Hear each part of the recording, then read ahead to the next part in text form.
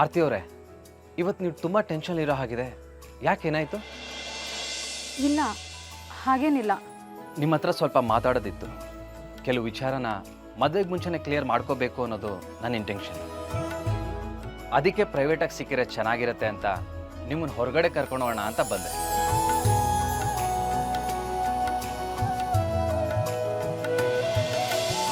ತಪ್ಪು ತಿಳ್ಕೊಬೇಡಿ, ಇಲ್ಲೂ ಪ್ರೈವಸಿ ಇದೆ. ನಿಮ್ಗಿರ್ಬೋದು, ಆದರೆ ನಮ್ಮನ್ನೇ 1000 ಜನ ನೋಡ್ತಿದ್ದಾರೆ ಅಂತ ನನಗನ್ನಿಸ್ತಿದೆ. ನನ್ನ ಪರಿಸ್ಥಿತಿ ನಿಮಗೆ ಅರ್ಥ ಆಗ್ತಿಲ್ಲ.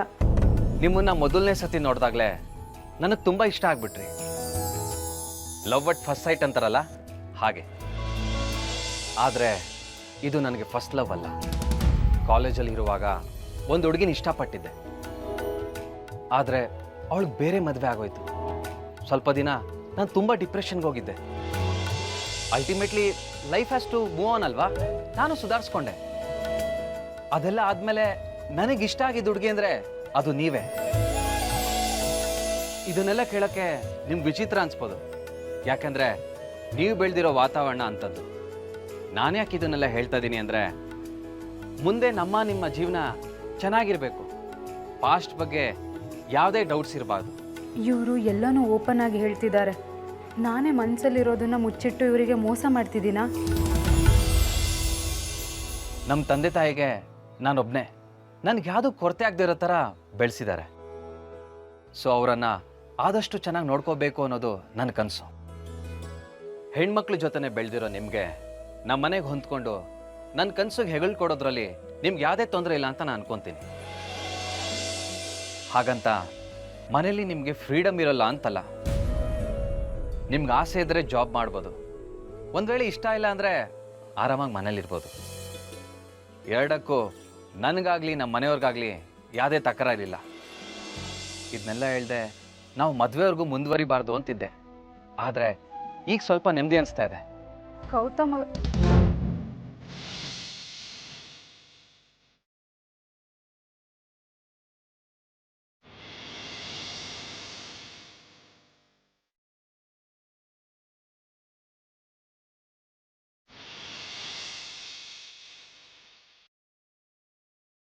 ನಿಮ್ಮ ಬಾಯಲ್ಲಿ ನನ್ನ ಹೆಸರು ಕೇಳಕ್ಕೆ ಚೆನ್ನಾಗಿದೆ.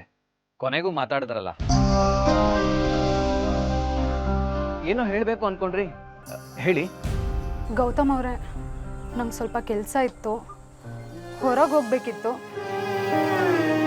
ಹೋಗಿ ಬರ್ತೀನಿ. ಹೊರಗ? ಹೌದಾ, ಸರಿ, ನಾನೇ ಡ್ರಾಪ್ ಮಾಡಲಾ? ಇಲ್ಲ, ಪರವಾಗಿಲ್ಲ, ನಾನೇ ಹೋಗಿ ಬರ್ತೀನಿ.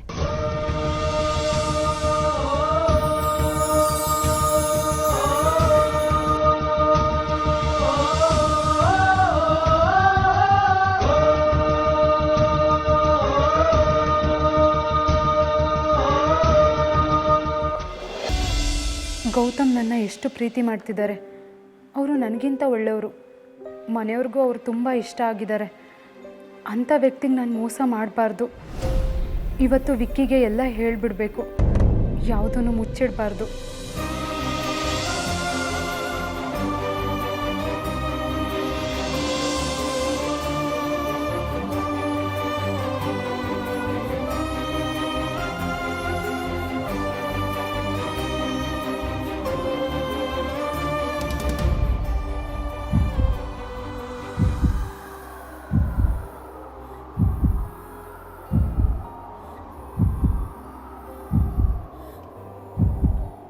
ಆರತಿ, ಯಾಕ್ರಿ ಕೋಪ ಮಾಡ್ಕೊಂಡಿದ್ದೀರಾ?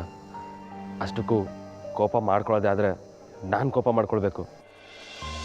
ನಿಮ್ಮನ್ನು ಮೀಟ್ ಮಾಡೋಕ್ಕೆ ಇಷ್ಟು ಕಷ್ಟಪಡ್ತಿದ್ರೆ ನೀವು ಸಲೀಸಾಗಿ ನನ್ನನ್ನು ಅವಾಯ್ಡ್ ಮಾಡ್ತಿದ್ದೀರಲ್ಲ. ನಾನು ಎಷ್ಟು ಹಿಂಸೆ ಅನುಭವಿಸ್ತಾ ಇದ್ದೀನಿ ಗೊತ್ತಾ ನಿಮಗೆ?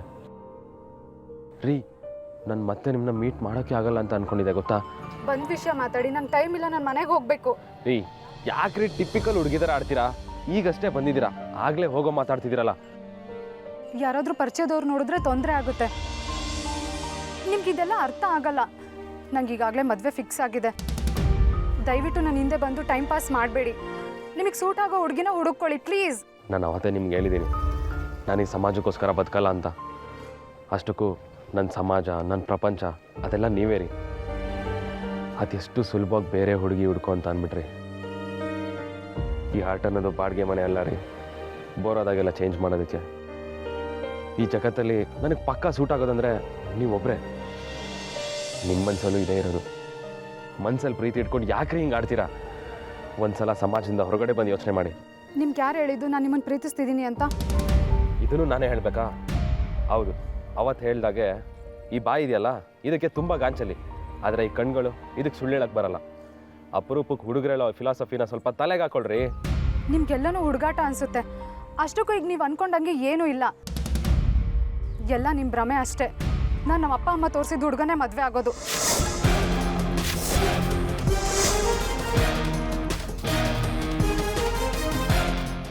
ಇದೇ ನಿಮ್ಮ ಕೊನೆ ನಿರ್ಧಾರ ಆದರೆ, ನೀವು ನನ್ನ ಲೈಫಲ್ಲಿ ಇಲ್ಲ ಅನ್ನೋದು ನಿಜ ಆದರೆ, ನನಗೆ ಈ ಲೈಫೇ ಬೇಡ.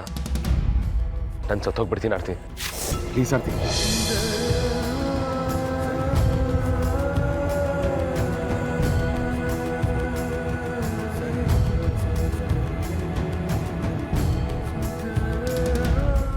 ಸಾವು ಬರೋವರೆಗೂ ನಾವು ಅದನ್ನು ಕರಿಬಾರ್ದು.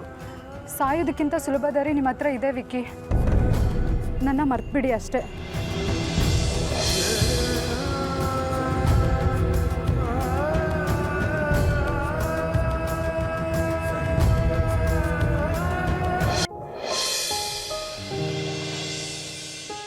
ಅಕ್ಕ, ಸ್ಕೂಲಿಂದ ಬಂದಾಗಿಂದ ಕೇಳ್ತಿದ್ದೀನಿ, ಗೌತಮ್ ಬಾವ ಏನಂದ್ರೆ ಹೇಳೆ. ಅವ್ರು ಹೇಗೆ ಚೆನ್ನಾಗಿ ಮಾತಾಡ್ತಾರಾ, ಇಲ್ಲ ನೀನೇ ಮೊದಲು ಮಾತಾಡ್ತೀಯಾ? ಏಯ್, ಅದನ್ನೆಲ್ಲ ಕಟ್ಕೊಂಡು ನಿನ್ಗೇನೇ ಆಗಬೇಕಾಗಿದೆ? ನನಗಲ್ಲಮ್ಮ, ಅದಿತಿ ಅಕ್ಕ ಮುಂದೆ ನಮಗೂ ಬೇಕಾಗುತ್ತೆ ತಿಳ್ಕೊಂಡಿರು ಅಂತ ಹೇಳಿದ್ಲು. ಹಾಂ, ಒಳ್ಳೇದೇನು ಹೇಳ್ಕೊಡದೇ ಇದ್ರು ನಿಮ್ಮ ಅಕ್ಕ ಇಂಥ ಕೆಟ್ಟ ಬುದ್ಧಿಗಳನ್ನೆಲ್ಲ ಹೇಳ್ಕೊಡ್ತಾಳೆ. ಮನೇಲಿ ಒಂದು ರಾಶಿ ಕೆಲಸ ಬಿದ್ದಿದೆ, ಒಂದನ್ನು ಮಾಡಿದೆ ಎಲ್ಲಿ ಹಾಳಾಗೋಗಿದ್ದಾಳೆ ಅವಳು. ಕೆಲ್ಸಕ್ಕೆ ಕರಿಬೇಡಿ, ಊಟಕ್ಕೆ ಮರಿಬೇಡಿ ಅನ್ನೋದೇ ಅವಳ ಪಾಲಿಸಿ. ಪಕ್ಕದ ಮನೆ ಅಂಬುಜಾ ಆಂಟಿ ಮನೆಗೆ ಹೋಗಿ ಅಲ್ಲಿ ಟಿಕ್ ಟಾಕ್ ಮಾಡೋದು ಹೇಗೆ ಅಂತ ಹೇಳ್ಕೊಡಕ್ ಹೋಗಿದ್ದಾಳೆ. ಏನು ಕರ್ಮನೋ ಏನೋ ಈ ಟಿಕ್ ಟಾಕ್ ನನಗೆ ಅರ್ಥನೇ ಆಗ್ತಾ ಇಲ್ಲ. ಏನ್ ಹೇಳಕ್ಕ, ಬಾವ ಏನ್ ಕೇಳಿದ್ರು? ರಂಗೋಲಿ, ಹಾಡು, ಡ್ಯಾನ್ಸು ಎಲ್ಲ ಬರುತ್ತಾ ಅಂತ ಕೇಳಿದ್ರಾ? ಹಾಡು ಹಾಡ್ಸಿದ್ರಾ? ಅಯ್ಯೋ ಹೇಳಕ್ಕ, ಇಲ್ಲ ಅಂದ್ರೆ ಅದಿತಿ ಅಕ್ಕ ನೋಡಕ್ ಬಂದಾಗ ಏನೇನೋ ಮಾತಾಡಿ ಎಡ್ವಟ್ ಮಾಡ್ಕೊಂಡ್ಬಿಟ್ರೆ ಕಷ್ಟ. ಏ ಅಂಜು, ಚೋಟುದ್ದ ಇಲ್ಲ ಎಷ್ಟೇ ಮಾತಾಡ್ತೀಯ? ಯಾವಾಗ್ಲೂ ಓದ್ಕೊಂಡಿರೋ ಪುಸ್ತಕದ ಹುಳ ನೀನು. ಬಂದ್ಬಿಟ್ಲು ಬೇಡದಿರೋ ವಿಚಾರ ಮಾತಾಡ್ಕೊಂಡು. ಎದ್ದೋಗೆ ಇಲ್ಲಿಂದ. ಅಮ್ಮ ನೋಡಮ್ಮ ಅಮ್ಮ ಅಕ್ಕನ. ಯಾಕಮ್ಮ ಅಕ್ಕನ ಗೋಳಿಕೋತ್ಯಾ? ಅವಳು ಮದುವೆ ಮಾಡ್ಕೊಂಡು ಹೋದ್ಮೇಲೆ ಅಯ್ಯೋ ಅಕ್ಕ ಇಲ್ಲೇ ಇರಬೇಕಾಗಿತ್ತು ಅಂತ ಕೊರಗ್ತೀಯ. ಆರ್ತಿನ ಗೋಳಿಕೋಬೇಡ ಪುಟ್ಟ, ನಿನ್ನ ಜಾಣ ಮರಿಯಲ್ಲ. ನಾನೊಂದು ಕೆಲಸ ಹೇಳ್ತೀನಿ, ಮಾಡ್ತೀಯಾ? ಇರು ಹಂಗಾದ್ರೆ. ಅಮ್ಮ ಹೋಗಿ ಕೈಕಾಲು ಮುಖ ತೊಳ್ಕೊಂಬಮ್ಮ. ಇವತ್ತೆರಡು ಚೆನ್ನಾಗಿರೋ ಪಲ್ಯ ಮಾಡೋಣ. ಆರ್ತಿ, ತರಕಾರಿ ಹೆಚ್ಕೊ ಬಾ. ಕಂದ ಬಾ.